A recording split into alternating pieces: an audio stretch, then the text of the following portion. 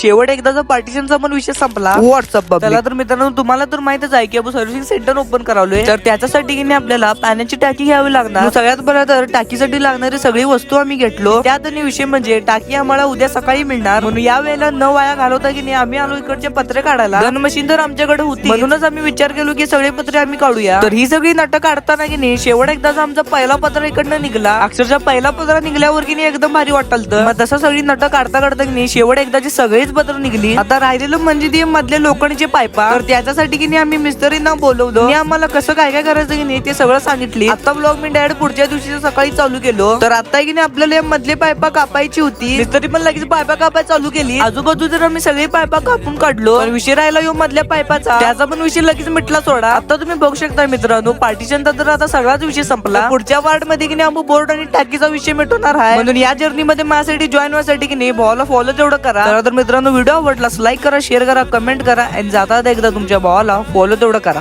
चला.